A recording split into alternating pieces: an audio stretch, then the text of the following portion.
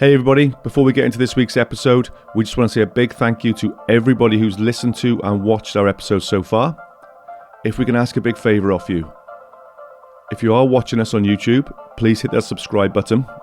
If you are listening to us on any of the podcast platforms, please hit that follow and give us a rating. It'll help us a massive amount and reach more and more people. Thanks again, everyone. Okay, here we go. Welcome to Over the Falls podcast, episode number 27.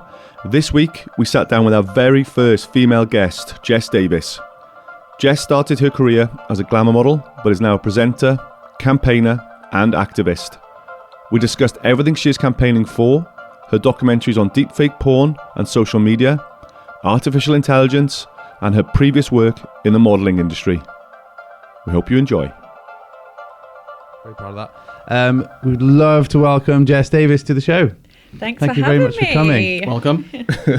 So Jess, you are a campaigner in many things. Please tell us about that. Tell us how you got into it, what you're campaigning for, against, etc. Yeah, absolutely. So campaign mostly over women's issues, and a lot of the work I've done is like the online harm safety bill, so trying to get more laws around stuff like sharing intimate images without consent, creating and distributing deepfake porn, for example. So I guess I got into it because of some of the work I'd done before and some unfortunate experiences I'd had where my images were shared without my consent, like when I was younger, in school, and then quite often from that throughout my 20s, to be honest. So it was something I was passionate about anyway. And then I did a documentary with BBC Three, I think 2021, called When News Was Stolen, and looked into it a bit more, and that kind of really spurred me on to get more kind of active in the campaign space, and try and make a difference, really. Nice. So we've all, well, I've definitely watched the two documentaries, and I'm shocked at what the hell goes on out there.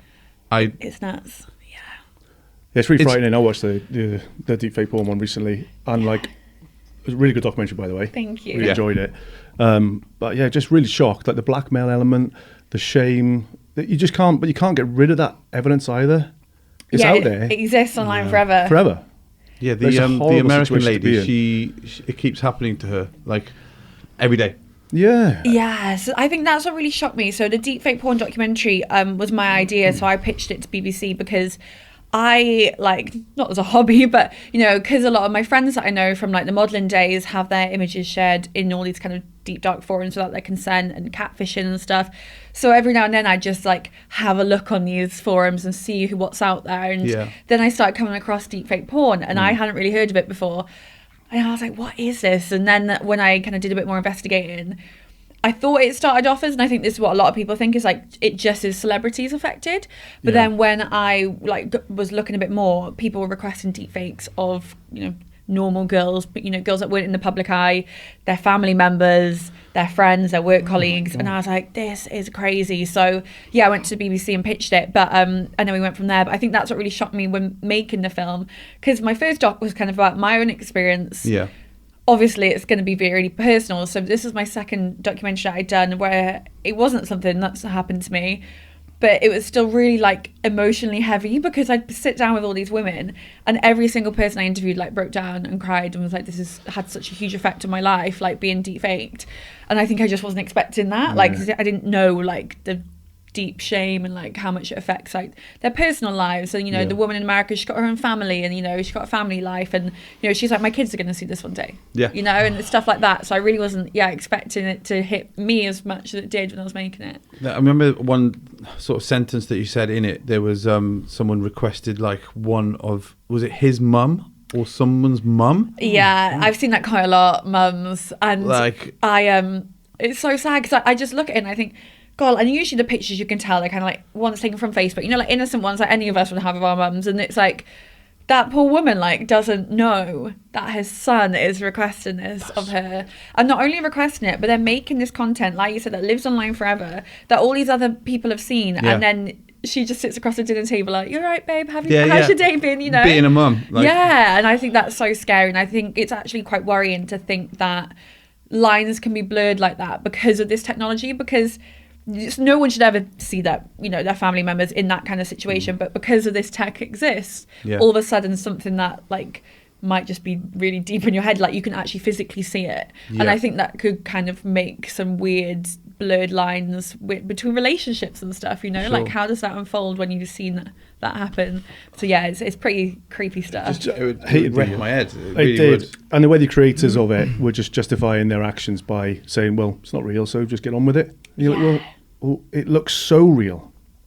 It must do. I don't know. It no, 100%. It definitely, and the tech just keeps getting better and better, and that's what, kind of shocked me. Like when I was confronting like the creators of this, the guy who runs one of the websites, it gets millions of views every month, and he had never thought about the consent side. He was like, oh well, yeah, I guess maybe women wouldn't like it, but it's not real and it's fine. But then every woman that I spoke to that this had happened to them, they were like, the same trauma responses seem really real. And I interviewed QT Cinderella, who is a Twitch streamer, because she was involved in a Twitch scandal that went on this year where a Twitch streamer got caught watching deepfakes of his like fellow streamers online, and then she didn't even know that deepfakes existed of her before this. So I interviewed her, and she shared how it felt like the exact same as an real life experience of sexual assault that she'd experienced, because she was like, you'll be having like your body taken out of your control, your choices taken away from you, your consent's taken away from you. And she's like, that feeling more than anything. So then having it happen online, it's exactly the same. And I think that's what, with anything online, like people always say, oh, it's not the real world. But I think we just can't say that anymore. I mean, we're sat here today recording stuff that goes online. Like every part of our lives, we've all got our phones out on the table, like it exists online now. So I think it's a lazy excuse to be like, but the online world isn't the real world, because it is now, We've moved into an age where it is absolutely real. It's it's not just an escape anymore. We sort our lives out on it every day. It's a scary place, the internet, or it can be a scary place. Like it's used for loads of really good things to connect people and things like that. But then there's like the seedier underbelly of the internet, like the dark web, etc. And then it's just people get really brave behind a keyboard as well, don't they? So I guess that's sort of like the troll aspect of it all.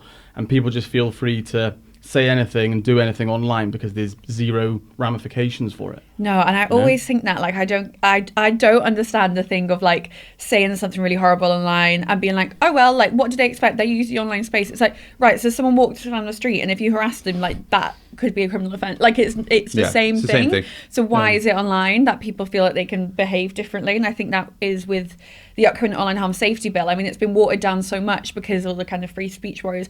But free speech, of course, is really important. But there's a level of it's like that doesn't mean that you can just be a dick, So it's like there has to be some rules, because there is rules that we all live by, that we know that we can't do in our day-to-day life in the offline world. So it's like that has to somehow cross over into the online world. There's a line.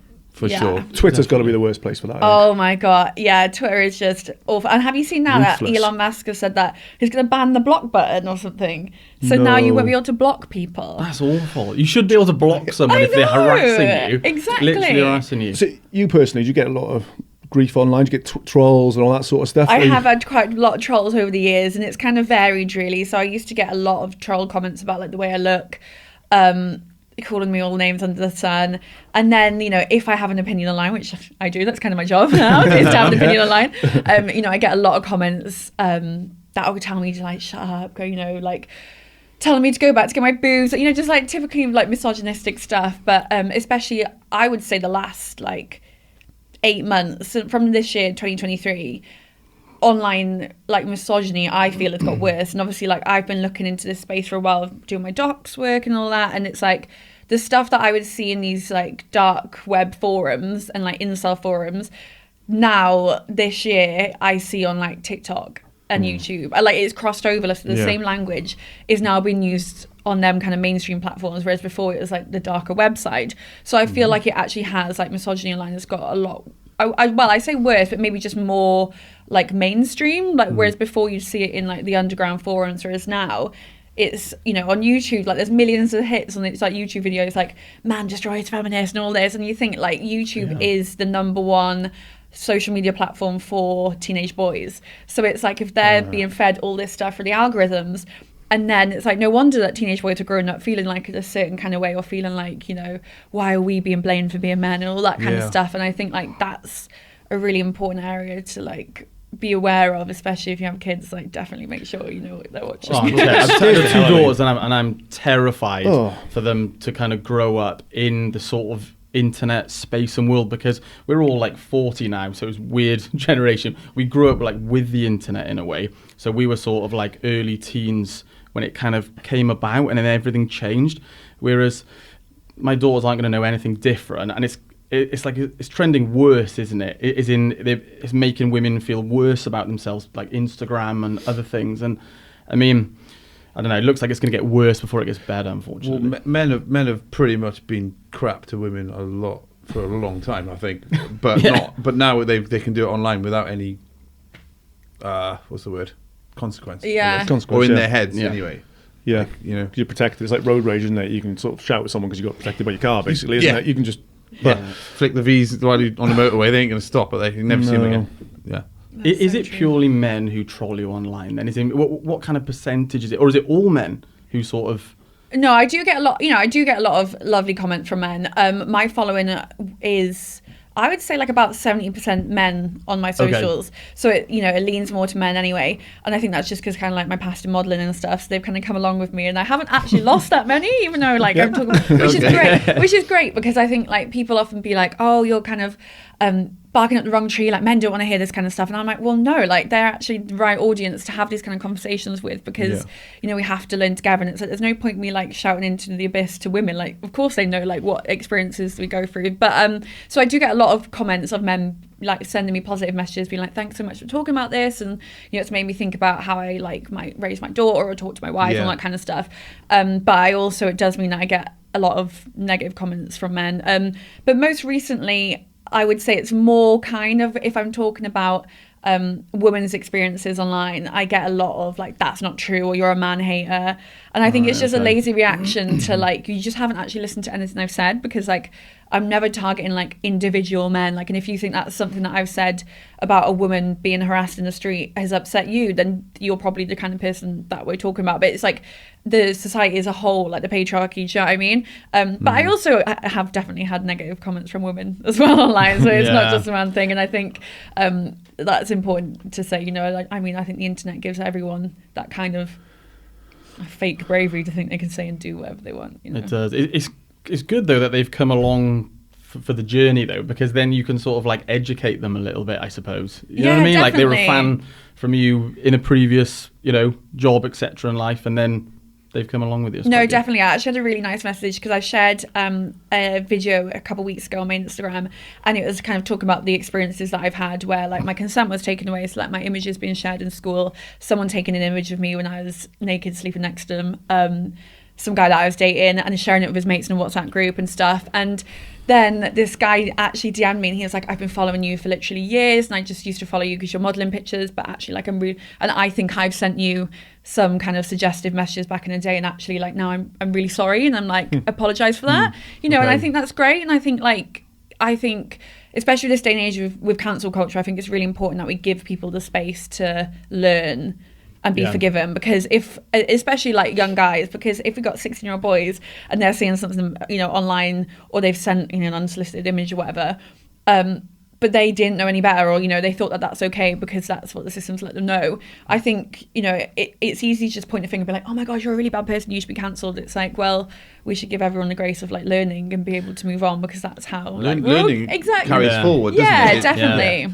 It's evolution. It's how it works. Yeah. Make a mistake, learn from it, don't do it again. Yeah, definitely. And if they keep doing it, then we'll cancel them. 3 strikes, mate. Yeah. That's it. So going on social media and things, then it's like a huge topic. Like, do you feel, because you're in the public eye, do you feel pressure to sort of upload stuff daily? Do you feel that need and that buzz to get the likes, to get the shares, the comments, all that sort of stuff? Like you personally?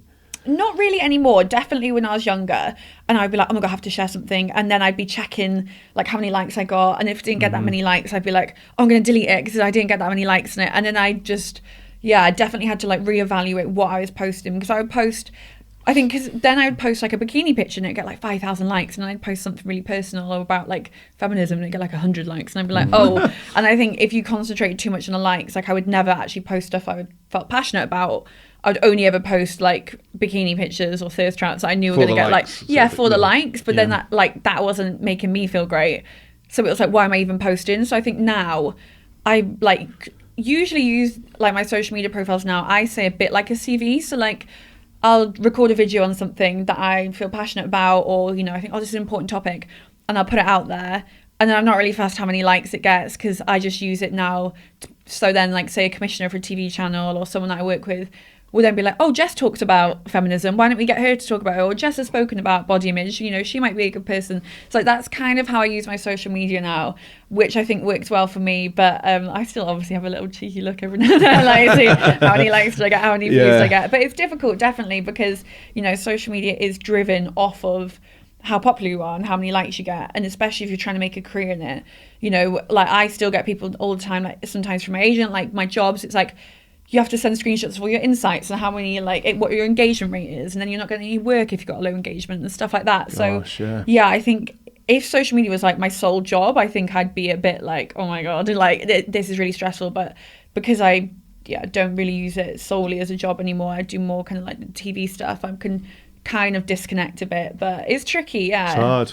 It sounds like there's some sort of pressure from it as well, particularly say if it was your sole job, then it's really like, it just feels like pressure that you have to do this, you have to get like, it's your income in a way, I suppose. Definitely, you know? like you have to perform. And also, guys, it's so like tricky trying to come up with content. So every now and then I'm like, right, this is it, I'm going to make it on TikTok, I'm going to be a TikTok star. And I'm like, right, and then I'll plan out like a day, like content, like I'm going to talk about this, and I'll record a day, and it'll be like 3 videos, and you put them out and you get like 200 views, and I was like, right, and then they've gone out in 2 days. I'm like, oh my god, I've got to do it again, and then I just won't post anything for like weeks. I'm like, right, I'm going back. Like, so if I really like pat people on the back who are so committed, they're like, this is going to be my full-time job, because it is like making content is a full-time job. And I think people forget that. They just see like an image online. So it really like grinds my gears when people have a problem with like the word influencer, like influencers, because I'm like, and I wouldn't class myself as one, because social media isn't my job. I'm like, if it is your full-time job to be an influencer, that is so much work, like to go out and think of ideas all the time, think of content, editing, recording it at the forefront of trends and freshness. Like that is, you know, that is a difficult job, and just because it's not like that traditional job. And I feel like, you know, I've said, I think like in Britain, there's this feeling of like you have to have a really like job that you hate, and you have to be working like overtime really hard, and life's such a struggle to succeed. And I think people see young people doing a job that's pretty cool and making money out of technology. Some people are just sat at home, or, you know, like you guys here, you know, and they think, oh my god, how dare you have like a job that you enjoy and stuff. And I think that's why people that's hate like key to life, like, exactly. And I feel like that's why people hate the word, like they just have such about the word influencer. I don't really get it, why so many people like hate influencers. So I from my perspective, there's a balance, I think. So I'm all for somebody doing the career they love and etc. But where I sort of draw the line in my own head is the pictures that you see of a beautiful beach, and you know the reality. There's about 50,000 people on that beach, and it just looks like perfection. And you're like, I want that, and then I feel bad. Yeah, you know, I that for me isn't a positive way of doing it. Whereas if someone teaches me something or something new while in that location, boom, I'm in. I'm like, yes. Yeah, definitely. And that's, I guess, kind of like down to content you follow and stuff. And that is tricky with social media. It's like, it's such a game of trying to keep up with everyone. Being like, oh my god, I want to look like that. Why am I not doing that? Or why don't I have them clothes? Or why don't I have that body? And why don't I have that job? And you know, it's such a comparison game, which is why I think it's important to like, which is difficult with algorithms, especially on stuff like TikTok. But say Instagram, like if you follow someone and it doesn't make you feel great, like just unfollow them. Yeah, you know, and create your own place, and that's how you can try and have a healthy relationship with social media. But I've said it to my wife. I've asked her just unfollow them. Yeah, you can just see it affects her. And it's affected me in the past, like just looking at stuff on Instagram. It's like if you're having a bit of a shit day, you look at something on Instagram, someone's having a great day, one of my friends like on the beach or surfing, I'm in the middle of Cardiff on a building site, it ruined my day. Yeah, genuinely. definitely. You just have to put me in a bit of a low mood. Or, and like, you know, there's great stuff now, like you can do like I think you can hide them and stuff. So, you know, like if it's your friends, they're not going to know that you've like unfriended them or all that kind of stuff. You can, there is like little settings now that you can kind of just like hide people from your feed. I'm not going to see their stuff, but also it's not going to cause an argument when they find out that I've unfollowed them. Stop sending me these bloody beautiful videos. None of it's like totally real though, if you know what I mean. With people, and I'm talking about everybody's social media. It's like it's always the super positive stuff, and even the super positive stuff isn't. Sometimes that's like a little bit of a lie. It's a little bit slanted, isn't it? Like, I know people don't want like a Debbie Downer as well, but sometimes I wish it was just a little bit more sort of truthful, sort of like social media. Yeah, I know, because it is like your highlight reel, right? Like if you took a nice photo, or you've gone somewhere for like a concert, or yesterday, like, you know, this weekend I went to rugby. So, that's a great thing. It's like, well, most days I'm just sat at home in my flat on my own, doing nothing. Like, and then so when you look at someone's Instagram, it usually is like a highlight reel. And I think we just have to like remember that again when we're comparing ourselves. Like, well, they're not going to share like their boring like dinner that they're sat at home making their kids like chicken nuggets or whatever. You know what I mean? Yeah, exactly. Yeah. Bland breakfast. The other thing as well that with like social media and the mobile phones, we're just not living in the moment anymore. We're all. I'm certainly guilty of it. If I'm somewhere cool, I'll take a photo. I'll take a photo, snapshot of like the meal I'm having, or you just don't take things in anymore. No, definitely. I try and do that. You know, like when you go to a concert, and I always like, okay, I'm going to record like 20 seconds of this song, and then I'm going to put it away, and then I'm going to like really enjoy myself. Because like I do actually go back through like my videos, and I will watch them again, you know, and be like, oh, that was so fun. So, you know, they're not totally for no reason watching them. But yeah, I think it's so weird to think. So I was, you know, a bit younger than you guys, but, but no, I did grow up like right. Like I was saying, like right on the edge of the internet. So, you know, like when I was like 14, maybe Bebo came out, like MSN and stuff. So like, but it was on dial-up, right? So then you'd be on dial-up, and then your mum would be like, right, get off the internet, I need to make it cool. So and logged on. Yeah, and then you couldn't get it on your phone because obviously that was really expensive to get the internet on your phone. So it was like a very specific thing that you do on the internet. Chat to your mates for an hour, and then that would be it. Whereas now it is just constantly in our pockets, and I think like it's mad to think within what, like 15 years or whatever, how much our life is governed now, like by social media. Like I'm doing this for social media, I'm taking this for that, and I'm going to post it on socials. And it's kind of, when you deep it, it's like we've all been a bit brainwashed by it. You know? Your whole like, life is on that device there. All of our devices, like it's like your link. Like in the future, I think you're going to be linked to your device, but it's going to be like, I feel like I got a tinfoil hat on now, but I haven't. It's like all this AI stuff, and then like it's going to be like Minority Report or something. Oh, definitely. You know? Where like they're going to know before the crime's even committed that it's in your brain and stuff. And it terrifies me. You know, all the technology terrifies me. No, same, definitely. And I feel like we just need to leave it alone. I think wasn't it like some guy who made like one of the, you know, the original AIs or whatever, artificial intelligence, he's like, we need to stop now. Like he's like, this does not need to continue. I think it's that Mo Gawdat who was like head of Google X or something. He said, I'm out because this is going too far already. And after watching your documentary, I watched another one, which on Panorama. Have you seen that one? It's like half an hour documentary, and it was basically AI now has gone so far that these scientists in Texas have got AI which can actually read minds. Their specific minds, but he was in like an MRI scanner machine. He had this headset on. He was listening to the audio of War of the Worlds, the audiobook, and the AI was reading his brainwaves and writing the paragraphs from what he was listening to. Oh, don't. You're like, I don't know if I can go with that. That is crazy. That is nuts. We're in a sci-fi movie like right now. And it's like, it's why? gone so far. Like we don't need that technology. Like just because you can doesn't mean we should. Like just put it down. He even said it. He said like, oh my God, we've made this, you know, software. This is amazing. And then he goes, actually, this is quite dangerous as well. Yeah, like what have we done this for? Yeah, no, I think it's too late as well. I've heard pretty clever people, not more than me, saying it's basically too late. It's in like, where's that data? Where's it going? Because it can just self-manifest, I guess. That's what the fear of AI is, right? Even just that chat GPT. He's going to walk through here at any moment. That's amazing, that is. It's amazing, but then no one's going to do their own work anymore. So people are going to go to uni, they're going to pay like £2 a month for chat GPT. It's going to write their whole essay for them. Yeah. Like, what is that going to do to society when no one has to work for anything? And then they take our jobs. It's like Terminator 2. Yeah. Graphic designers. Yeah. It's so scary. And it's like when I did the deepfake porn doc and I spoke to someone who's an expert on the Zoom call, and he was like, this is going to happen to everyone, by the way. Like, this is not something that's going to be like, oh my God, like I'm a victim of deepfake. It's like, we're all going to be victims of deepfake porn. Like, it's just going to be part and parcel of life. Like, so I was going to go down the deepfaking aspect of it. Crime and identity theft, and there's all that to deal with too, right? There's going to be, you rob a bank, someone else's face in the camera. Yeah. Like, it's and I think it's terrifying. stuff where like we talking about cancel culture. It's like now you can change like audio as well with deep fake. So it's like even in that sense, you can have someone in the public eye, make them say something like totally horrific, Well, and there then was how do you be like the Biden video, wasn't yeah, there? and it's like how do you be like that wasn't me, by the way, you know what I mean? Like how do you prove that? People Yeah, make she up their spoke own really well mind in as that, well. Biden spoke really well. Yeah, and that's Bless how him. you know it's fake. You have to have a newspaper photo every day of where you are. And It's I don't know. frightening. And they reckon fake news travels like, I don't know, something crazy, like 5 times quicker We than love the, it. the real news, because people eat it up. People want to see something crazy Yeah. or someone say something outlandish or anything. And or- it's all to do with the algorithms as well, because that's the thing. So like with YouTube and stuff, it's like because controversial topics, people eat, like you're saying, they eat it up and you want to watch it, Yeah. and then it spreads more, and then you share it to your friends more. So it's like the algorithm keep feeding you. So I think before I remember reading about how someone did an experiment. They typed in feminism into YouTube. The first video that came up was Emma Watson's UN speech about feminism. This was a few years ago.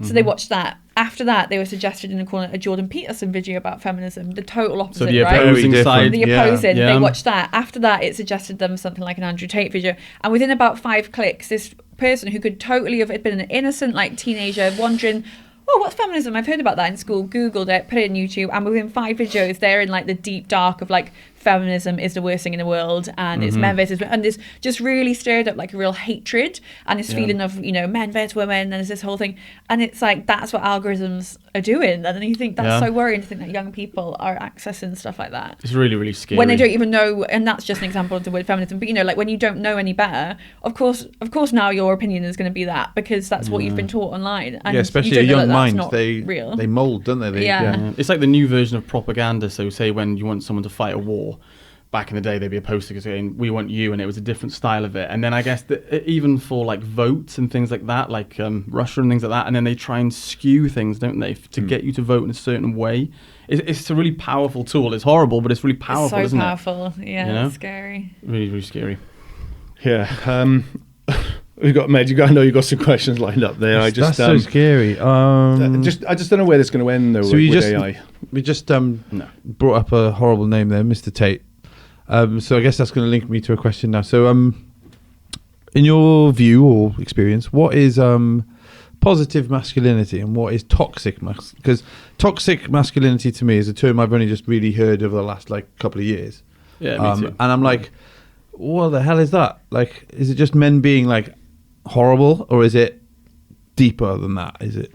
Yeah, so the term toxic masculinity, it's definitely a term that's quite triggering, I think, to some men. So actually a lot of male campaigners who are working in the space of masculinity don't use that term anymore, because they say if they go into like a school and use that term straight away, these boys have got their backs up because they've watched these Andrew Tate videos where they're just trying to say that he's saying that men are bad, and they're like, oh god, you're just, so they don't call it toxic masculinity, they'll call it negative masculinity now. Right. But I would say toxic masculinity for me, as someone who's experienced, it's like them kind of either negative stereotypes that make men live up to a certain type, or think that this is how you should be. So it would be like, you know, really macho, it would be quite misogynistic, it would be, you know, comparing yourself to others, it would be like the breadwinner. But I think when we have conversations around masculinity, especially as women, it's like masculinity isn't bad, you know what I mean? I think that's really important to have open conversations, like positive masculinity, you know. So say, for example, this is what Andrew Tate does very well, is kind of feed into these traits or stereotypes of, you know, what a man should be. So say it's like, you have all this money and cars, well, that's, you know, it's not a negative thing that men want to make money and be successful, but then it's just the way that you say, or, you know, you're like, want to provide for your family, that's not a bad thing. You want to care for a woman, that's not a bad thing, but you do it in a space that you're respectful. And I feel like the toxic side of it has become something that obviously isn't great for women, because women usually bear the brunt of, you know, toxic masculinity when it comes to misogyny. But also I think it's really important that it's like, it isn't great for men either, because, you know, a lot of it that I see in these spaces, I do a lot of work kind of looking into these masculinity influencers, as they call themselves, kind of copycat Andrew Tates, and it's all about like men shouldn't share their feelings and it's weak, and I just feel like, but then they use like male suicide rates and be like, you know, men you know, taking their own lives at such a high rate, and we can't be put under all this, and we need to stand up and be strong. It's like, you're totally, why do you think men are taking their own lives? Because you're telling them they can't even talk about their feelings, and it's weak to talk about their feelings. What is this unobtainable level that it's we're so all supposed to be at? Like, even women too, like everybody. Like, what is this pedestal we're all supposed to get to? I know, and I just feel like, I've signed up to some of these newsletters from these guys because of my research, and it's so, like, it would be laughable if it wasn't worrying that there's so many young men who follow these stuff, and it is about, like, how to get as many women as possible to sleep with you, kind of like chuck and fuck, I don't know if I'm swearing here. Fucking swear. So we're like, kind of like chuck and fuck as many women as you want, and like how to have a sports car and all this, and it's like, what about how to be happy? And I think the really important, like, what I've noticed is, like, obviously women, there's a lot of pressure on, like, women's body image and, all of that for many years, but I think especially on social media, there's a space now where women do see a variety of bodies in, like, fashion campaigns, and you have, like, body positive influencers. They're mostly women. So if I want to unfollow people who make me feel bad and go follow, like, that kind of woman, I can find that. And same with like self-love. I think there's a lot of, like, influencers who are women now who are out there who talk about loving yourself, like doing everything for you, and like learning to like who you are as a person, and don't do it for everyone else. But what I've seen with, like, men influencers, it's very much like, you don't be yourself, don't show your emotions, like, be this, like, gym body, like, go to the gym loads, like, you can't, like, it's embarrassing if you look like this, like, because girls aren't going to want to like you, and everything is to impress a girl, but you can't actually care about and it's like, I think there's still a long way to go in terms of having positive male influencers out there who give that other option to young men and be like, actually, like, you can talk about your emotions, and you don't have to go to the gym all the time, and you don't have to sleep with loads of girls. And I just think that is definitely a space that's lacking when it comes to men and young boys at the moment. Like, they just don't really have that. So then you have people like Andrew Tate who comes in, and he's amazing at what he does, because he's also very, very smart in terms of, he knows that there's a lot of young men and boys out there who are looking for guidance, and they want to learn about stuff, and they want to learn about how to make cash, and they want to learn how to be successful girls and how to look great in their bodies. So I always say, like, he says some stuff and it's like, yeah, that's really positive and that's great, and then he hides everything else underneath it. So then it's easy for men to be like, oh yeah, but he says some good stuff. I'm like, yeah, but what about all the horrible misogynistic stuff he says? Oh, that doesn't bother me anyway. And that can deeply affect other people. Yeah, definitely. And it's really like easy to push that aside. So, I think there's some stuff that he says that is really helpful for, young men to aspire to. But the majority of it is not. So I feel like there's definitely space out there where it needs to be more positive male influencers, and just male role models that are out there kind of talking about stuff, which everyone kind of goes through. It's just it's so weird that there's just such a lack of it online, because, like I said, when it comes to women, like, there is been that jump forward where it's like, love yourself and, like, be whoever you want to be, look whatever you want to look like. And then with guys, it's like, yeah, no, you can't do that.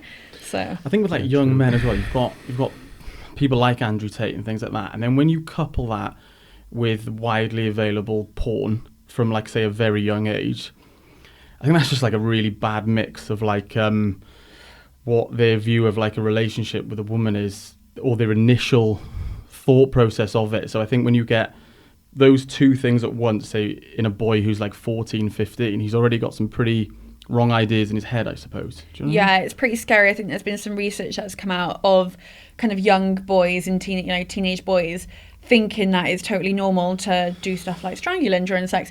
I know some people enjoy that, that's fine, but obviously when you're adults you have a consensual chat about it, and then that's what you're into, and you might have safe words and all that. Well, kids don't know that, so now kids are going straight in doing this really, like, rough sex or whatever, or, like, aggressive or misogynistic words and stuff, and thinking that that's, like, totally normal and that's what they should be doing, and they just haven't learned about that yet. And that's what I've found. So I've gone into a few kind of talking to people who are, like, mentors for young men, and they've definitely said, like, they've realized that there's such a huge effect that porn has had on young men in this day and age. How do you sort of control it, though? Because, I mean, it's so easily accessible, isn't it? That's the problem. You look at young teenagers now, they've all got phones, and it's just, they're literally one click away from porn.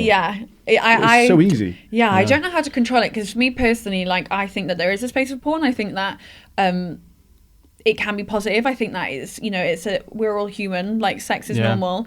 And I think when it's consensual and people choose to do that kind of job, then that's fine. But I just think there's so much graphic stuff out there that what you'll see in every single video is a gangbang, every single, you know what I mean? And then it's like, oh, okay, what about the, vanilla porn? Like, what about the other options? But I think maybe one way, not to control it, but I think, again, in the UK, like, we're very prudish. And I feel like, so porn as an industry is unregulated, whereas I think if the government regulated porn like they regulate the TV industry, then you would be able to regulate a bit more and have a bit more control about what actually goes out there and who, like, what age you're accessing it, So I think instead of just being like, porn is bad and we need to ban all porn, like, that's just unrealistic. How about actually, like, trying to regulate it and make it safer for not only people watching it, but the people who are taking place and, like, the adult actors as well.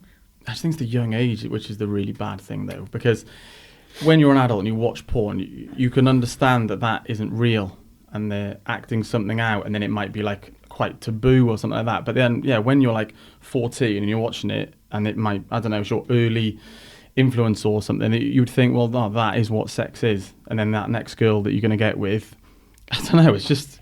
I know. I think it's the age. I remember I saw it though. Like, I think, again, I feel like people personally, like, I see people, like, I guess, like, society try and blame at the moment, like, porn actors for the way that young men are, and they're like, oh, it's because of porn. And I'm like, right, but if we took porn away, like, them young men would still have that kind of attitude towards women. It's like when I saw my first porn video on the bus into Penglai School, when I was like, on the bus? on the bus, when the boys were like, had it on their flip phones, and I'm not being funny, but it was 2 girls, 1 cup, like the most graphic video. That is gross. And I was like 12, and it's like, graphic porn has always been out there again. So I think now it's like, oh, but everything's so graphic, but this was 18 years ago and that was graphic. So I think, like, people try and blame at the moment are trying to blame porn for the way young men are behaving. I think, like, that's just an easy out. I think that isn't the case. And again, I feel like I don't have the answer to it, but people having open conversations with their teenagers needs to happen a lot more often, instead of just pretending that, like, kids don't know what sex is. Like, your teenager at 10 years old, and I don't know all the stats, but I've worked at this before. In my documentary for SLC, we were looking at, like, social media usage. It's like, by the time most kids are 10, they probably have watched a porn video. So, like, stop pretending that, like, your 14, 15-year-old doesn't know what porn is. Like, they do. So just have open conversations about sex, and, like, that is how you're going to raise someone to have a healthy, as well, consent, a healthy relationships. Like, that is how we're going to tackle it, instead of just, like, burying our heads in the sand and expecting, like, one sex ed lesson at school to like do that for you. Yeah, some serious education's it's not always the answer, but most of the time it is, or a lot of the time it is. Yeah, and just having open conversations, like, about it. Like, oh, okay, you might have seen some porn videos. You do know, like, they're actors that are hopefully getting paid for it, and that's not real, and you need to ask consent from people. Like, that conversation would do a lot more than, like, banning porn. Well, if you drill that into young kids, they at least understand that isn't just, like, the norm. You know what I mean? Definitely. Like, what is sex education like now in schools? Do you have any idea? Because I remember back when we were in school, it was a bit of a joke. Yeah. We were having a bit of a laugh. We were a bit embarrassed. It was like, oh my God, condom on banana. We wouldn't know how to get out with it. It was more about the biology, I think, and what actually happened during, how an erection happens, how this happens, etc. Yeah. It wasn't to do with the actual act of it, if that makes sense. Like the fun, safe relationship part of it. Definitely. It wasn't open, like you're saying. It should be way more open. Yeah. I'm just wondering if it is now. Maybe that's a big key in positive going forward thing. Yeah, I know that the Welsh government have, I don't know if it's implemented, like, new sex ed rules. So now they will talk about, like, LGBTQI plus relationships and all that kind of stuff. So, but there's been such a backlash to it, because people are like, oh my God, kids shouldn't be taught this. And it's like, come on, kids aren't being taught, they think that kids being taught about anal sex and all this kind of stuff. It's like, they're not being taught that in school, and, like, you're just, like, kicking up a fuss for no reason. But I think it's still severely lax, but hopefully it's a bit better, because, like, when I was sex ed, I don't even think the word consent was ever mentioned. Like, you never even heard crazy. about, isn't it? And, like, you were never taught about, like, pleasure. Like, it was never like sex could be a nice thing between people in a relationship. It was just like, don't have sex because you're going to get pregnant, Yeah. or you're going to get all of these. And I remember them having like on this stand like these big like printouts of like gonorrhea and like Yeah. what it looked Yeah, I like. remember And that. it was like, CDs. yeah, and it was like, what's this? And we're like, I'm never having sex. gonorrhea. Never having yeah, sex. Yeah, and then that was You it. Google that, and you're like, Yeah, blue waffle. Remember? You're So going to it's ruin like- your life. I know. That's basically what they. But you might have it as well, where like Britain is. We are a little bit sort of prudish in comparison to some other countries, and maybe it'd be like quite a lot to change the Brits. Maybe slowly we can change them to be a little bit more open about it. But It's funny though, isn't it? Because then you have like so many people like who are in these worlds who do like, when it's fine and you know whatever you want to do, like crazy stuff. I feel it's weird how prudish British people are. Because then I mean the amount of DMs I've had from men, or you know, I'm like, you guys are not prudish, and why are you pretending that you're prudish? they're behind their phone on those. Keyboard well, warriors. though. Yeah, That's yeah. the It's like the troll thing as well. They're going to be So really brave in a keyboard or Yeah. behind a phone, I suppose. It's like that Whoa. the guy, and going back to your documentary, the American lady who had that deepfake done to her. I randomly just presumed that it was going to be some old guy who was doing this. It turned out to be some 19-year-old lad, wasn't it? Yeah, he was 19. It really shocked me. I was just and- expecting some old guy on his own in a flat somewhere, and it was just. Yeah, shows he how was, easy it he is. was 19. I feel like that is again another way that we need to kind of cross, because there is this stereotype of like these men are like old guys in their basement like with pizza rolled down their tops, Yeah. drinking beer with beer belly, like oh my god, like hating on women. It's like no, like a lot of these people are like young teenagers. Like when I did my documentary looking at kind of like when news are stolen, looking at intimate images, e-whoring, which is where people like swap like images like Pokemon cards basically and like use it to catfish people, intimate images. And that was like a young 19, 20-year-old that was doing it. And then, you know, in these forums, people are asking, and this is how you know they're young, but, you know, people get paid in like pizza vouchers. So it's like teenage boys, God. and they don't even have like a bank account. So they're like, oh, can you pay me in pizza vouchers? For Is that these the things? guy who's a model? Yeah. That's Yeah, because I crazy. watched that one recently, and that's crazy as well, that he Yeah. was a model. And he just went down that route, and it's sad because he actually, you know, I don't think he had many friends. He lived online since a very young age, and like I said, I was like, the people that he got him into e-whoring were a lot older than him. They were like in their 20s, and Yeah. he started off doing it when he was like 14. And I'm like, you're effectively were groomed then, so Yeah. you Yeah. know, into that, which is sad because I'm like, on one hand, like that's really sad, but on the other hand, like he didn't really have any remorse for, you know, the women. So Yeah. you know, it's sad to think that teenage boys are being targeted to Is it- get involved in that kind of stuff online. Is it always for like financial gain? Because I don't think I've seen the other documentaries. I've seen the one that you mentioned. But sorry, the one you were on about, Dave, when you said that young guy in his the creating the deepfake deep one, fakes. yeah. Yeah. Is that for like financial gain then? And what was the reason for Blackmail that? money. Yeah, so essentially blackmail, but then at the end of the day, he kind of wanted money from it, did he? 20 grand, I think, was it? Was it Something like that. five? So- like, he Yeah, it's a tried few to settle on thousand three, didn't and they? a blowjob one. That's it. He was like, Oh, yeah. and bear in mind, this Unbelievable. lady is a US senator. Like, oh yeah, she's just going to meet you in Starbucks for a blowjob and a few grand. Like, it's nuts. But a lot of them, some will use it for blackmail. Yeah. Some use it, you know, with the intimate images and e-whoring. It's like catfishing, so they want to get money out of people. But when it comes to deep fakes, like a lot of them in these forums, when they're making deep fake porn, they're just making it for free for each other and swapping it. And a lot of it is to do with that camaraderie of like, oh my God, you're the king. Thanks so much for sending me that. And, Yeah. you know, so it isn't always to blackmail people. It is a lot Impress of it. your is mates. Impress your mates. A lot of it is sexual pleasure. It's like just because you can, like, that's why.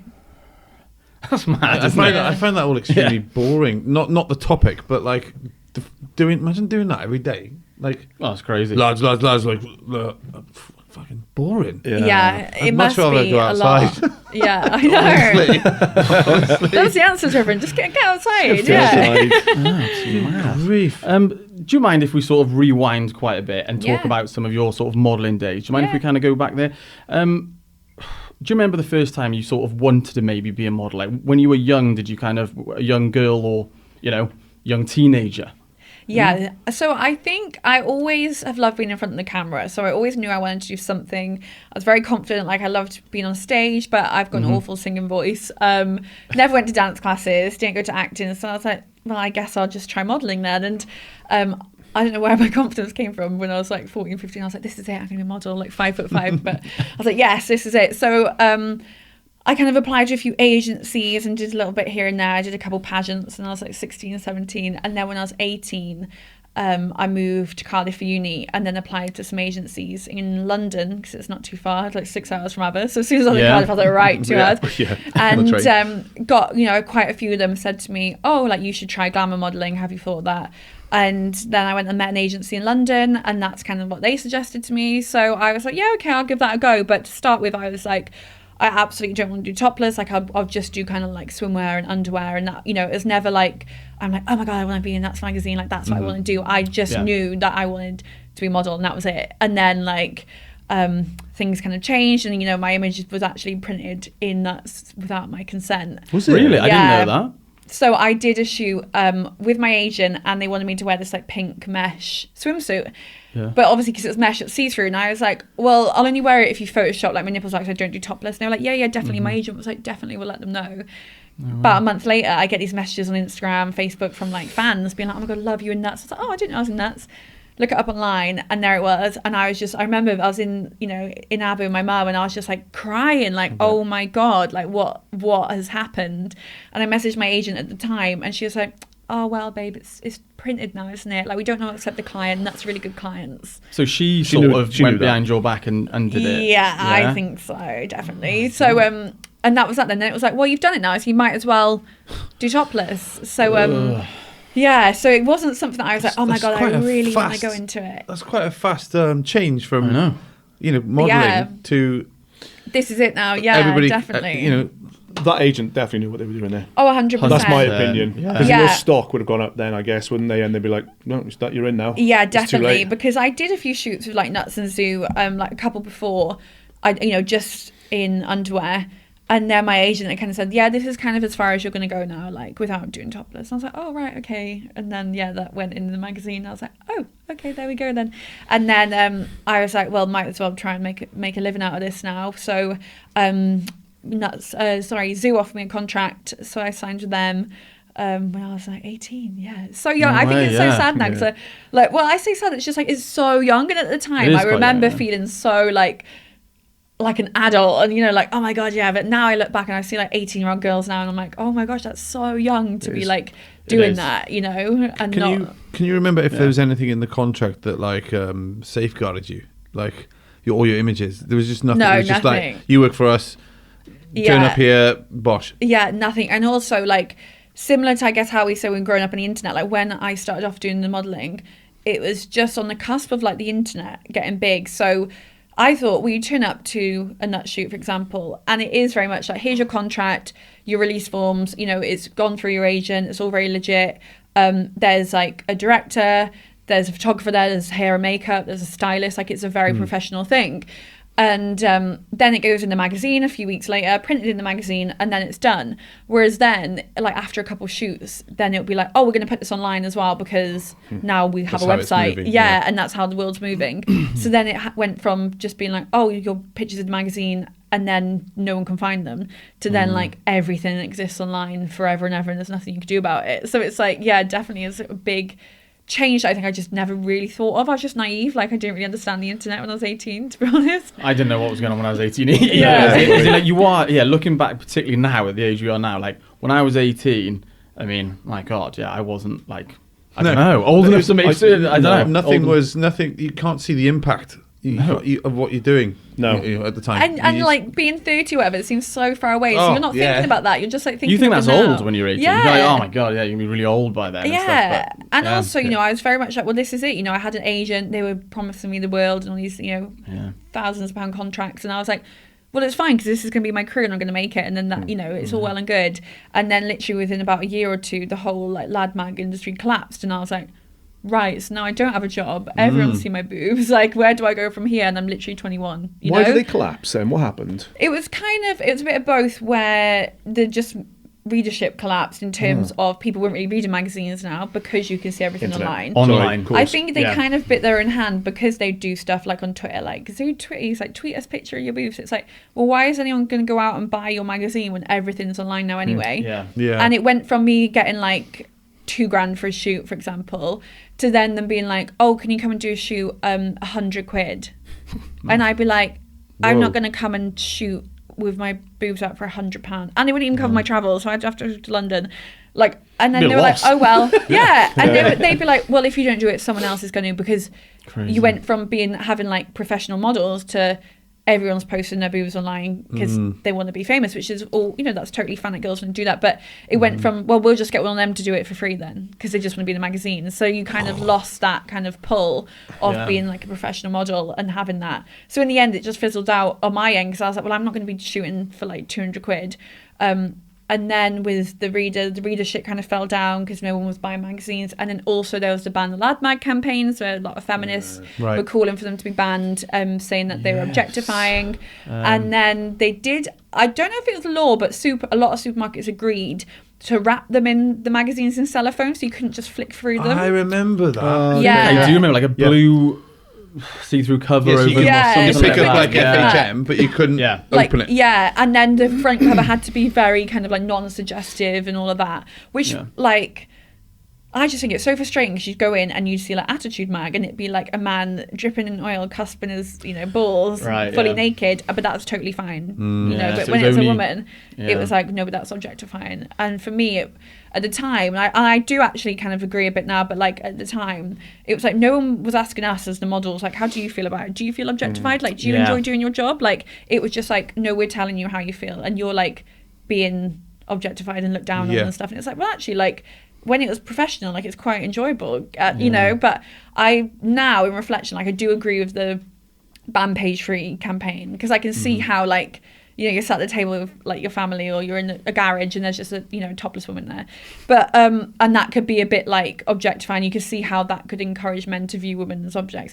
But my side, I think, like, actually the problem was, I think that they did all these kind of like tests, and it was like you might have 30 pictures in, for example, a newspaper of women topless or in bikinis, and like one man topless. It'd all be like men dressed. Whereas I think like if it was just a more open reflection of society where like men were just viewed topless too, like it wouldn't be a problem. You know what I mean? I just feel like it was because it was just women. But I do agree with that now. But I still think there's a place for lad mags. Like, I think now, especially with how like misogynistic the world's going, I'm like, right, well, at the time, that was like 10 years ago, and it was like, no, we need to ban them because it's men are treating women badly. And then now 10 years later, I'm like, well, actually, like, they're worse, still maybe. treating women badly, maybe even worse now. So like, what did banning them really do? Didn't It's gain like, I anything, think, really, yeah, did I think now, like, if you had teenage boys who could go and flick through nuts, which is just the worst thing you'll see is topless girls. Now you're going on, you're seeing like graphic gangbang porns online. So actually, tame in like, comparison. yeah, so it's like yeah. actually having that outlet for boys, and you know, because they were aimed at, you know, like to young men and students Course, and yeah. stuff. It's like, was that really an awful thing for them to look at? Like, when everything now is accessible online anyway, like, and so much more graphic, Yeah, like, definitely. that would probably be quite a nice introduction to like women. Just I mean, seeing- especially if the flip side is watching Two Girls One Cup on a bus. yeah, exactly. Yeah.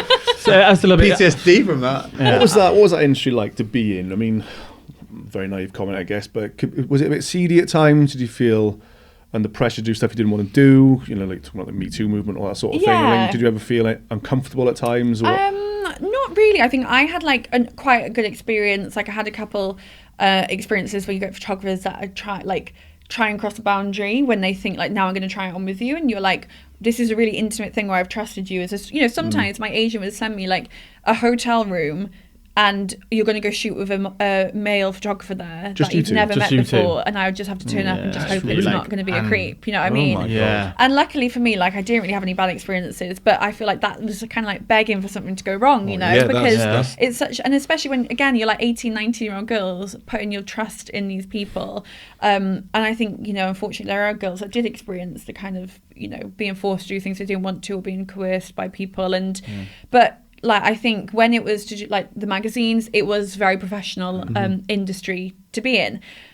So actually, like, that side of things, it was great. And I'd love going to shoots and be like, oh my gosh, get your hair and makeup done, the stylist. And, you know, that bit was fun for me. It was like just the aftermath of actually then when people could tell you on the internet what they want to do to you and all this graphic stuff, or send you like unsolicited dick pics. I was like, oh, I don't think I signed up for this. Like, I just thought it was a fun photo shoot. You know? So that aspect of it really affected you, did it? Like, and drew you out of that industry quite Yeah, harsh, definitely. quite I think hardly? I really struggled with like just the online comments, because for me, and it probably sounds a bit like naive, like because obviously you're shooting for a lad mag, so you know the people buying it are men.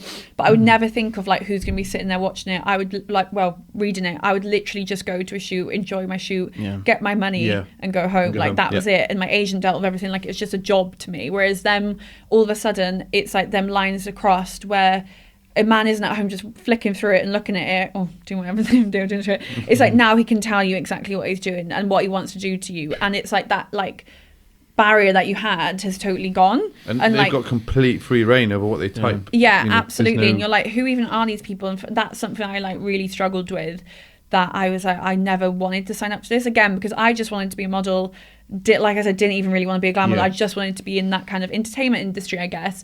So like that side of things was something that I was like, I don't want to talk to people like this. And I think like that's with, I guess, like now how that world's developed is like OnlyFans, for example, right? I don't have one, I've never had one, because for me personally, like I've got a lot of friends have them and they're really successful and they're like pat on the back, so I'm like, good for you, like they're killing it. But like the people signing up to it are signing up for that one-on-one like chat. And obviously you have to chat to them because they're paying you. Yeah, and if you don't chat, then they're going to unsubscribe and you lose that money. So it's like, for me, people go, oh my God, it's so easy to make money on OnlyFans. You just post a picture and it's like, no. Like you're posting a picture, but like actually the men are paying to have that one-on-one like access to you all the time. And like, I know a lot of girls who like, it's really kind of affected like their mental health because they're like, I'm on demand to these men, like they might go on holiday and they're like still having to be there like on the Sunland just like replying to these men and stuff because they're like, but if I don't, or some men will be really like overshare on there and use it like a therapist on these girls, and these girls are like, oh my God, I'm not qualified for this at all, like I'm just posting pictures. So I think that's why I always say like I pat people on the back who do it and they make a killing, but for me it's like I was never in it for that one-on-one chat with people because it's just so different to like what I wanted my job to be. Yeah, you know definitely. what I mean? You have to have thick skin to do that. Oh, as well. yeah, 100%. It sounds like you're in a sort of a relationship as well. Like you've got these people constantly messaging you and wanting things from you, paying you obviously, but like you have to talk to them and you're like, man, I'm trying to have a shit or something. Almost sounds like a sugar daddy almost type deal where they're sort of paying for your time, even if it was just messaging or sending them a video. But as long as the creator or the host of the OnlyFans is happy and that they're safe, I guess that's the key word. I was thinking that. That's has it ever crossed over into like a stalker territory with these people, trolls, etc.? Not for me, no, thank God. But I'm very aware. Like it's definitely made me think. Like every single day, I think about. Like, is someone following me? Is someone going to murder me? Like, every day. Like, honestly. If I go into like where I live in Cardiff, there's like a little gate. I'm like always like someone's been waiting there. Someone's going to come get me. Like when I'm sharing stuff online, I'm like I'm opening myself up to hate here. Like these people are going to come after me. And I think because my dad, he's retired policeman. Like he's very like I've always been very aware of safety and like always been a bit paranoid kind of thing. Yeah, cool. But then also I'm like very aware of like how bad things are, and I think he's kind of installed on me. So I'm like, oh my gosh, like there are weirdos out there, and I think you need to be very kind of like accepting of that and stuff. Like when I did a deepfake porn documentary, like BBC said to me, they're like, are you sure you want to do this because you're probably opening up yourself up to like be deepfaked and be targeted by these people. And it did make me think like, oh God, like do I really want to do this? And then I was like, you know what, like if I don't do it, someone else is going to do it. And like I feel passionate about like that this is wrong and I'm not going to shy away from them. But so I say I've never been deepfaked. I've like just never looked because I'm like I probably am somewhere. But ignorance is bliss, maybe. No, exactly. Luck, it actually is, because that's what I used to get so like upset looking at like where my images have been posted and like what people are saying and oh my God, and I try and like I'd serve DMCA takedowns and trying to get them taken down and stuff.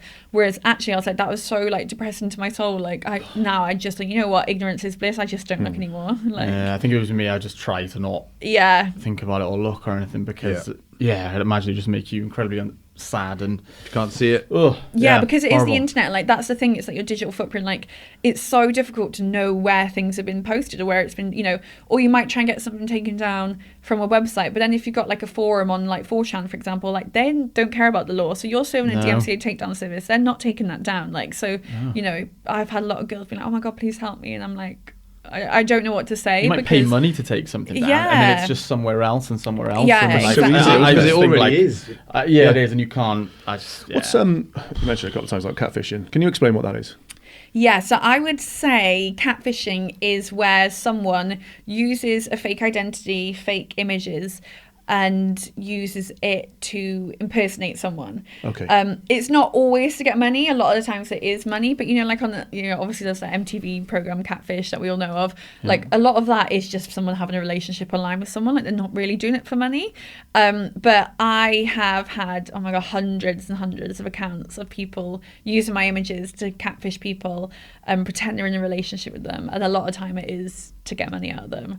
Right. I remember that American yeah. guy on your documentary, and he got catfished, with your images, etc., didn't he? And I think that was sort of, well, the end game was money, wasn't it, against that guy, I think. Yeah, that definitely. Poor guy, yeah. And I do feel bad for them. I get people, but honestly, I get it all the time. And obviously, I did that doc about 2 years ago now. You think doing a documentary for like the BBC would make people realise that, okay, and your face is on that documentary. Yeah. But I just get it all the time. So literally yesterday, this guy's messaged me in America, and he's been chatting. And he thinks he's hired an escort, and it's me, called Christine Woods. And she's had a manager, and he sent me some screenshots. And they're trying to organise, but then he's like, have all these pictures, and it's like, oh, she went missing for a few weeks during our chat, and she said it's because she had a really bad car crash, and then sent a picture, and it was a picture that I'd put on my Instagram when I crashed an e-bike a couple of years ago, and like they've screenshotted that, and they've got, it's like, so like that's what I've learned when I was investigating this, my documentary. Like these people will collect a whole folder, and every single scenario they'll have. So it'll be like me with my family, like me out with a dog, me having dinner at home, me at work, me in a sexy pose. Every single scenario they'd have. And it's so, this is what like the investigator was saying, that my social media is like perfect for these catfishes, because they were like, you share like very normal stuff instead of just, so they would say, oh, what are you up to? She's like, oh, I'm just at home, on the sofa with a dog. Oh, show me. Okay. And they had it ready to go. But yeah, I get that nearly every week. I'd say I get someone being like, "Hi, I've been talking to you, and it's not you." And yeah, it's creepy. And when you're so paranoid about stuff, I know. And then you're like, "Who are these people?" Exactly. So, like I was saying, it makes me feel really grim. Like there's someone out, like this guy that messaged yesterday. It's like there's someone out there who's pretending they're my manager, my accountant, me as an escort, advertising me to do all these things. It's a lot of work. Yeah, and it's like talking to all these different men, pretending, like saying God knows what kind of graphic stuff as well, sharing my images, and and I just can't do anything about that, because it's like, oh well, I can't find them, or can't do anything. And it's actually in the UK not illegal to impersonate someone and steal someone's images. It's not illegal. No, so. I could contact the police, like they can't do anything. The only time it gets illegal is if you've scammed them out of money, and then you could get them on scamming What or about like blackmail. Identity theft? I don't know anything about them, but isn't there something called like identity theft, or is that only when it becomes stealing the money from them? Yeah, I'm not entirely sure, but I know like with identity theft, because if it was like like your home address and your name and your date of birth, and then they're trying to like get a loan out in your name or whatever, but when it's like, oh, I've just set up a fake a Facebook account of you and used your name, and used all my images, like that, well, that's not illegal. And then you report it to somewhere like Instagram, and then Instagram will just send an automated message back to me and be like, we're so busy, we haven't had a chance to look at this now, sorry. And I'm like, okay, and that's that. And so it does become a thing. You're like, all this, like, there's nothing I can do about it, I just have to accept it as part of life. But like that shouldn't be the case. No, I mean, yeah, it's pretty horrible, really. You're powerless against it once it goes online and people have those ideas and they push it forward. What the hell can you do? Yeah, but as well as still images now as well, there's the risk of the technology moved on so far now that you've got deepfake as well now. Yeah, there's deepfake. And also, I think it's important to mention like sextortion, right? So like sextortion is when on the flip side, so obviously I'm the person who's having, my image is taken, but sextortion is when, for example, I might be talking to someone online, we've shared some sexy pictures, turns out they're not who they say they are, and now they're like, right, I'm gonna send these pictures to your family, or I'm gonna post these pictures online unless you send me money, and obviously predominantly the victims of that are men, And that's like a huge rise in that at the moment, and the government are looking into. Yeah. But also, again, I think there's a feeling of like, oh, it's old men, but there's a lot of teenage boys now that are being and they end up targeted killing by themselves this. sometimes. I've heard loads of stories of Yeah, suicide. there was because literally of it. in The fear of America it. a teenage boy Yeah. who this happened to, and they shared his images to his mum and that, and he did take his own life. Awful, And it's just isn't it? awful. And I think these people, like, for what, like 50 quid, it's like you're ruining these people's know. lives for 50 quid. There's just such scumbags out there, isn't Yeah. there? And they don't. Well, I guess they don't care. They just No. want money. No. And they don't care if anybody. I'm kills so themselves glad over it, that we didn't have these phones growing up, This is what I mean. I School feel like. or not, sort of, 'cause you saw the tail end of it, but we didn't have it at all until we were No. in sixth form, and all No, we were doing was Snake. playing Snakes on Nokia. That was it. Snake But then- 2 came out. Snake 2. That was good. 1500 top score. I did feel like a hint of jealousy though, because I didn't really have a phone until I don't know. I think maybe you or 16. hand me I down. I think. I had a phone, and my parents bought me the phone, Motorola brick, and I felt embarrassed to have the phone. Yeah. Can you Yeah. imagine feeling Pull the embarrassed? aerial out. Yeah, like that. Wow, mum's ringing. Hello. Let me backpack. But like, yeah, it was like a Motorola brick, and I remember thinking, oh god, it was embarrassing. But my mum wanted to give me a phone just out of care. Yeah. As in she was like, Yeah. I'd like to get a hold of you, or you to ring me if you need a lift or something.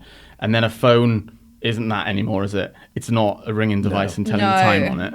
Well, a fact that I read earlier on, Yeah. actually, it was from our old guests. We received more information within a day than a person 100 years ago would receive in their lifetime. Holy shit! What information? Information. And then think of In like a our day. brains trying to like combat You- all of you that. can't. Yeah. Especially when you're trying No to wonder your sleep. brain's fuzzy, I like a know. lot of the time, because you're just taking just overload. And garbage as well. Rubbish. Loads of it is fake. Loads of it is just rubbish. Reels. Yeah. I do love TikTok. I do like TikTok. Part of me likes it because I just sit there crying. I'm laughing so much at some of these videos, but then like you just wasted like half an hour of your time. I feel like sometimes as well, And I'm really bad, in terms of with my phone, always just automatically grabbing it. So I'm like, right, I need Yeah. to do some work. I'm like typing, and I'll automatically grab it and lock it. And I'm like, oh my, to do what? And then I'll automatically like open Instagram and just scroll. And Yeah. like, it's like, but what am I looking at? That was one of my questions. Like, how do you? Well, I guess you don't. You don't really deal with that. You just pick it up and go for it, sort of thing. Yeah, but if I'm, what? But you're aware of it. I'm so aware of it. So now I actually have to set myself. So like, if I'm like, right, I need to do this work, I set myself on my phone a 15-minute timer. So then I'm like, after 15 minutes, I'm gonna have a scroll. Like I have to Whoa. like train my brain like that. And then usually like 15 minutes in, like once you're, say it's like writing a blog or whatever. Once you're 15 minutes in, you're kind of in the swing of it then. Yeah, you so go my for alarm it. will go off and I'm like, you know what? Like Yeah. I'm going to give it another 15 minutes. Yeah, And then, well done. so, and then because I have gone and grabbed my phone and then, because it comes out the big stopwatch, I'm like, oh God, no, I can't switch off because, I've set myself a little task. And I have to actually try and train my mind like that. But I think like, how ridiculous is that? Like I've mad. basically been brainwashed to Yep. like, Yeah. I cannot Yeah. just sit there and write this thing for half an hour. I have to like constantly be on my Constantly phone, Every time you go to the toilet, every time you sort of like sit down in like, I don't know, like a coffee shop or something. But I'm really bad. I was telling Dave today, like, it's not even like a social media thing. I'm selling a couple of items on Vinted. I'm checking my Vinted loads to see if I've sold anything. So addictive. Like Not everything is, Vinted, but everything on yeah, your phone is Vinted. everything is Everything. like on your Yeah. phone though, isn't it? So I'm like, oh yeah, I wonder if I've got a message from someone on Vinted to post something or whatever. And it's Yeah. like, I don't know, just whole life is on that The phone. thing is It's as well just is like nuts. I was going to ask everyone to do this, but it's up to you if you want to or not. But Might you as go well. into settings and look at the screen time. I'll tell you mine now. It's about 2.5 hours a day, Is it? Mine's not. Oh my God, let me tell you. isn't it? No. What do you reckon? I yours don't know. How do I do What I'm that? You know thinking what? is, though, Because it's but that's- Monday and I've been Oh, at work maybe- today, it might not be as bad as it normally is. So to be fair, This is a first for me, man. Where do I go? Oh yeah, because it's Monday, isn't it? Okay, Yeah. so my daily average, because it's just today. Yeah, today. Is 3 hours 18 minutes today. yeah, mine's an hour 20, but trust me, that is not normally an hour and How- 20. It's close yeah. to it's like 3.5 hours. Right, Mine okay. is. Mine's really bad. But what I'm getting at is like, Yeah. if I'm averaging that every single day, I could have learned Spanish in like 2 months, I reckon. Oh my Probably. gosh, Doing that. yeah. But Probably. the time we're spending on it, it's just nuts, isn't it? Oh, I know. Just so We're all addicted to them. Yeah, There's no No, other definitely. way around And it. I remember We're all reading addicted. about, that time when we're not looking at anything, like daydreaming time basically, is when our minds like create. So you come up with great ideas, or maybe I will text that person, or just stuff like that you think of. So it'll be, for example, like when you're in a supermarket and you're queuing to pay. It's Yeah. like that is the time when your mind should just be like, oh, you're just daydreaming about something. Yeah. But now we automatically just pull our phones out and scroll Definitely. instead. I know. So your mind does not have that like time to like create and imagine, and like that's Socially as well, though. yeah. Because, like, say if someone's in a bar, let's say they're single, they're sitting in a bar, and they're on their phone, their soulmate could walk in and walk straight past them and they wouldn't even know. Yeah. Because their heads are down. I know it's a bit deep, but No, it's just little true. things like that, isn't and it? And sometimes if I'm in like a restaurant or something, I'm like, right, I'm not just going to sit here scrolling, you know, and because I work away or whatever, I'll be on my own.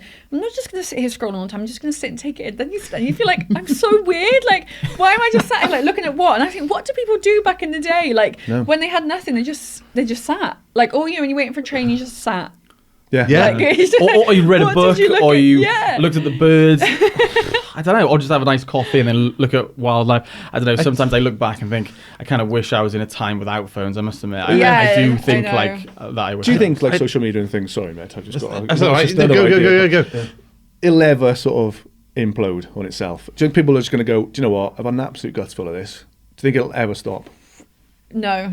I think we're too far gone. I think like, you know, there's literally like millions and millions and millions of people across the world who use socials. I just feel like it's, but I don't know what the end is. Like, it's quite a scary thought to be like, well, what is it? I think the rebellion against it has already started or either happened. revolution as well. type Yeah. thing, but I can imagine really like do. I think it's generations gone. down the line where it just might be like, it's just a bit uncool now, or like, you know, whatever. I don't know. But at the moment, it seems like there's no ending. I hope it's the peak they now, but just- it's probably not. It's Yeah. probably Just brought back the still flip phone. climbing, isn't it? Because new tech's coming but out all the time, right? New that's the technology. So it's like, well, yeah, where does it end? Have you seen that Black Mirror episode where she's got on her phone and then you can rate people's Yeah. interactions when I you haven't seen any I Black Mirror. love so Black it's like when Mirror. you have like the So good. you like go to a coffee shop and buy a coffee and then it's like thanks so much and you rate them like 5 out of 5 as a human interaction or whatever. It's like that feels like we're kind of like living through that world right now. A fair like, few episodes feel like it's gonna become true, like that White Christmas episode when you can put someone into a little widget, I think it was. Anyway, I don't know. Yeah, Black Yeah, Mirror's crazy, it but is some of nuts. it You've is got to get on Black Mirror, David. Yeah. I can't believe I haven't watched them. Start watching. Yeah, I need to very, watch very them. good. First episode, they hold the Prime Minister hostage with I think it's a video of him. Oh no, he has to fuck a pig to like save his wife or something. Okay. It is. Quite normal. It is. It's not really selling it now, but no, I have to say that No, but it's episode deeper made than me that. I was joking. that Skimmed it. episode made me feel literally sick. I was like, Yeah, what me too. the I was like, oh. fuck? it's pretty brave to put that in the first episode Yeah. to real people yeah. in, isn't it? Yeah, and I was like, oh, Set the tone. okay. So, can I like flip it up in the questions a little bit? I was thinking like, with you modeling and campaigning and things like that and your job, has it affected your relationship specifically with men, do you think? Yeah, I think so. I think like on a general level, unfortunately, I have seen the absolute worst of men. I guess that's what I'm getting at. Yeah. Online and in person in the way Yeah. that men have treated me. So it has made me have a bit of a wall up in terms of I'm like, well, I know what, unfortunately, like what men are capable of. And I'm talking about in these forums, I've seen men like swapping, you know, like rape fantasy stories and wanting to jump in a call to talk about raping like their daughters and stuff. Like this is like another level of stuff I've seen. And I'm like, 800 plus pages of stuff like this. It's like, it isn't just one creep in a basement. Like these are, you know, quote unquote normal people have normal jobs that you work with. So like that's definitely made me more aware of, and I, you know, obviously I do know that is the minority of men, Yeah. but Yeah. it is difficult to like, for me now to say if I'm going to be dating, like, I don't know, I'm like, oh my God, like, I don't know who I'm going to meet. Like, they could be a total weirdo or like, put my Yeah. safety. Whereas, like, I wish sometimes, like, I didn't have that experience because, you know, like, my friends have met their partners that they've got babies with and stuff on, like, dating apps. Like, you know, it work. But for me, it's like, I couldn't think of anything worse than, like, talking to strangers online. Because I'd be thinking to start with, like, it's not even them. Like, it's probably catfish. No, you know? yeah, Like, yeah. You know too much, I suppose. And you know Yeah. too much negative things as well because, yeah, you might just be thinking it's not them. Yeah, I'm not definitely. talking to that guy Yeah. or that Or girl, like, are they whatever. capable of, you know, doing this, or if they shared, you know, this kind of content or images online? So yeah, I think it's affected me in that. And then with the modeling sense, I think like that affected me in a way that I think a lot of men like the idea of like dating a model until Okay. they're dating someone, and then Yeah. you know, if I would get, you know, fans commenting on my Instagram picture. Why do you like their thing? I'm like, well, they're a fan, or like, you know, I'm just being polite. Or, you Is know, in be like a jealousy yeah, like aspect a of lot it of from your jealousy, or it'd partner. be like, why are you fake tanning? Who are you fake tanning for? Like, why are you going to wear heels tonight? I'm like, because I want to. Like, pretty but you know, controlling as well, Yeah. yeah, it's Yeah. just that Yeah. kind of sense of like, oh. But then I always think when guys are controlling, it's like, that's because you objectified me before we got together. Like, that's because that's the lens that you must have viewed me through to think that. So it's a bit like, have you seen like the Jonah Hill Yes. thing, like controversy You know that's what? been I haven't online? read. I know With we the have to, I haven't surfer. read it. Yeah, I haven't so read it. in basic No. sense, he had this girlfriend who Yeah. was a professional surfer, so obviously a lot of times she's in a bathing suit. Mm-hmm. They met online. He actually like sent her love heart emojis to these bathing suit images. Yeah. And then fast forward when they're in a relationship, he's messaging her like about not hanging around with men, about not posting these images of herself in the swimwear. And it's like, actually, you're acting like that because you know that that is the lens that you viewed her through. So now Yeah. you're worrying that other men are going to view her through that lens. course. Do you know what I mean? So Yeah. it's like, how And can his you own say insecurities that? as well. Exactly. Definitely 100% insecurities. his own Worried insecurities. he's going to lose her to someone else like him who messaged her, Yeah. and the same thing. He, And then he also- should just trust her and like. Yeah, and then just also I always think talk. it's like these kind of men, it definitely comes down to like wanting to be controlling, because it's like there are plenty of women out there who are conservative women who won't have a job that involves them being in a bathing suit, that won't involve them having a social media presence, like, but they don't go after them women, like they go after women that they want to kind of like break and control and be like, oh, I'm going to mold you into something else. Yeah. And that's obviously a certain type of person. But yeah, so I feel like that's definitely affected me. And, you know, I'd think, and I'm someone who like very much like wore my heart on my sleeve, and I'm like, yeah, I really like this guy. And then it turns out like they've only wanted to go out with me or see me or, you know, sleep with me or whatever, because to be like, oh, you know, I slept with Jess from Nuts or whatever. And that was very much my experience when I was younger. And it just really made me feel absolutely shit about myself, to be honest. That it made me Yeah, feel like, you I know know. what, I'm just not going to date. Like, and for years now, I've just been like, had to really like learn to like myself again. Because I would then be like searching for validation from men and being like, well, I know that I'm going to get validation from men for my body or the way I look, because that's the only thing that I would get. And then actually, like, you just fall deep into like a despair of like basically hating yourself because you've objectified yourself for so long. Yeah. So yeah, that was kind of like my experience from probably like 18 to like 23. And then I was like, yeah, I just need to like dip out of this now. Yeah. Which has been really nice actually. Oh, good. Well, hopefully Yeah. you've learned to love yourself a lot more. Yeah, definitely. In that time. Of Really glad reflection, you know what I mean? sort of were aware of that. like, Yeah. and stopped it. Yeah, I cut it off, but no. So yeah, it has had an effect on it, but also I think it's like broadened my own horizons, I guess. Okay. Well, that's bad but mainly good. I suppose Yeah. good in the end. I Yeah, suppose. definitely. Yeah. Were you, Yeah. if don't mind me asking, but were your family like fully supportive of what you were doing? Yeah, Yeah. they were. And I mean, like, in a sense that they were like, you know what, this is what you want to do. We never really had the conversations, I think, because I was brought up in quite, I say a liberal family, but it's very much like, be whatever you want to do, you know, do whatever you want to do. So I never even like asked them. I was just like, Amazing. this is what I'm doing this. And so they were always supportive in that sense. And they were like, oh, it's great. And it's great that you do something you enjoy.